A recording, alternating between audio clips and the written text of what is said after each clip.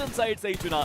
शायद थोड़ा एग्रो खेलना चाहते थे, बट व्हाइट वॉकर्स क्या डिफेंड किया है उन्होंने अपना कंपाउंड। वो प्लेयर अभी जस्ट रिवाइव हुए थे, एचपी ज्यादा नहीं थी, लेकिन उसके बावजूद शानदार प्रदर्शन व्हाइट वॉकर्स का। वेजिटो 3 फ्रैग्स मिले हैं उनको इस फाइट के अंदर। वहीं अगर दूसरी तरफ बात की जाए, व्हाइट वॉकर्स अभी के लिए जोन के बाहर, और लगता है कि मुश्किलें अब बढ़ेंगी जोन के अंदर जाने के लिए।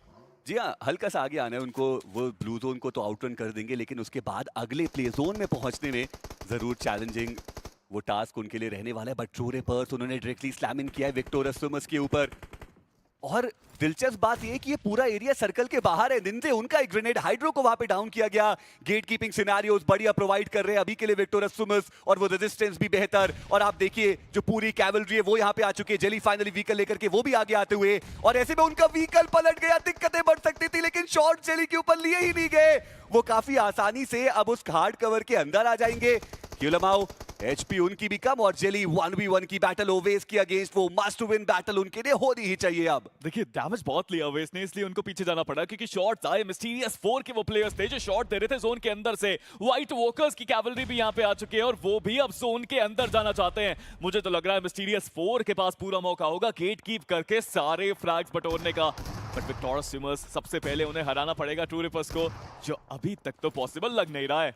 क्यूलमाओ एक ग्रेनेड उनके हाथ में, पर जेली उनका नेड वो निंजे को डाउन करके जाएगा। ये नेड भी बेहतर था। वो नॉक्ड प्लेयर निंजे, उनका फिनिश कंफर्मेशन यहाँ पर आया है। और साथ ही साथ सैम वो भी डाउन हो गए। ट्रू रिपर्स वो वापस से इस फाइट में आते हुए नजर आएंगे, और विक्टोरस स्विमर्स मुश्किलें उनकी बढ़ती हुई। पर यहाँ पे गॉड्स रेन उन्होंने भी डायरेक्टली स्लैम इन कर दिया। विक्टोरस स्विमर्स वो तो बाहर हो गए, लेकिन अगली बारी क्या वो ट्रू रिपर्स की रहने वाली है। गॉड्स रेन के पास वो मैन एडवांटेज, आगे बढ़े। क्यूलमा उनको सबसे पहले टेक डाउन किया गया, लेकिन दिक्कतें जेली की तरफ से। अपने ही खिलाड़ी हर्ष के ऊपर वो नेड, एक ओपनिंग जरूर क्रिएट की है। क्या वो यहाँ पे क्लच कर सकते हैं, देखने वाली बात। दूसरे प्लेयर पे भी डैमेज बहुत ज्यादा, कोशिश अच्छी, लेकिन वो एक गलत। बट यहाँ पे चढ़ाई करना इस माउंटेन पे आसान नहीं। गाड़ी भी एक थी, वो तो यहाँ से ऊपर जाएगी नहीं। मुश्किलें बस बढ़ रही हैं इन सभी टीम्स की। हायर ग्राउंड एडवांटेज काफी जल्दी वो शुरू कर सकते हैं, बट क्लच गॉड अपोलो इन दोनों खिलाड़ियों को क्लच निकालने बहुत अच्छे से आते हैं। बट नेबुला वो चाहते हैं कि अब जोन के अंदर ये जो कंपाउंड का एज है वो उनके पास हो।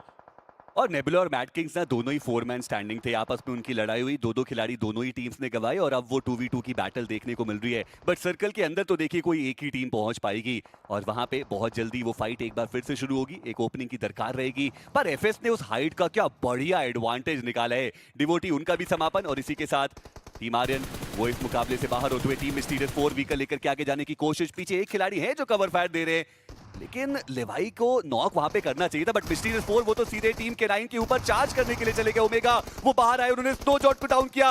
मिस्टीरियस 4 की मुश्किल यहाँ पे बढ़ सकती है। एक और प्लेयर को डाउन किया ओमेगा, क्या वो 1v3 यहाँ पे करके गए। हालांकि लेवाई वो रहेंगे जो हीरो का फिनिश कंफर्मेशन निकालेंगे। एंड टीम के 9 वो हार मानने को बिल्कुल भी तैयार नहीं। पर मिस्टीरियस 4 ये चिकन उनका हो जरूर सकता था। दिक्कतें बड़ी है उनकी, दिक्कतें बहुत बड़ी हैं यहाँ पे। कमाल का आक्रमण देखने को मिला, दोनों टीम्स में ओमेगा देखने को मिल रहे थे, और निंजा बॉय ने ओमेगा को डाउन किया था मिस्टीरियस 4 के। बेहतरीन एफर्ट, बट एफएस 10 फ्रैग वो निकाल चुके हैं। अभी भी जोन का एडवांटेज उनके पास, और नेड तो अभी भी कर रहे हैं यहाँ पे। बट लीवाई अब स्पॉट किया उन्होंने गॉडलाइक के प्लेयर्स को भी। वो एक पिक्सल एडवांटेज मिला लीवाई को, और शानदार तरीके से उन्होंने डाउन किया जॉनथन को। बट सिर्फ अभी भी वहां पे है, बट ओपन एरिया में तो आना पड़ेगा। गॉड एक्स उन्होंने क्लच गॉड को भी डाउन किया। आप बस गिनते रहिए कितने फ्लैग्स निकालेगी ये टीम। अब the king of the hills आप कह सकते हैं टीम एफएससी स्पोर्ट्स को। क्या बेहतरीन प्रदर्शन वो यहाँ पे करके जाते हुए। गॉडलाइक उनका समापन इस मुकाबले से मात्र 5 अंक वो लेकर के जा पाए। बट मैड किंग्स वो आगे बढ़ते हुए फीनिक्स उनको स्पॉट किया। अपोलो को डाउन जरूर किया गया, और एफएससी वो है जिनके पास वो फिनिश जाएगा। और लेवाए वो अकेले 10 फिनिश लेकर के जाते हुए बीएमपीएस 2025 का एमवीपी फाइनली एक बार फिर से आउटशाइन करता हुआ लॉबी को। ये कमबैक है एफएससी स्पोर्ट्स का। 15 फिनिशेस आए, और अब एक फाइनल बैटल 2v2 की, जहां हाइट का एडवांटेज अभी तक तो एफएस के पास मौजूद था, पर अब पीछे से ब्लू प्रेशर क्रिएट करेगा और जोन के अंदर जाना पड़ेगा। मैं इस एमवीपी के बैटल को देखने के लिए एक्साइटेड हूं। एक तरफ लीवाई है, दूसरी तरफ निंजा बॉय है। दोनों ने इतिहास में ऑफिशियल एमवीपी बनने का काम किया है, बट इस बार जोन को आउटरन करके अब जोन के सेंटर में आना बाकी है। But Ninja boy position revealed है, नीड्स बैक टू बैक उनके ऊपर दागे गए। बट निंजा बॉय के पास एक बहुत बड़ा मौका कि यहां पे एफएस को जोन के बाहर ही रोका जाए, और प्रोबेबिलिटी उसकी बहुत ज्यादा है।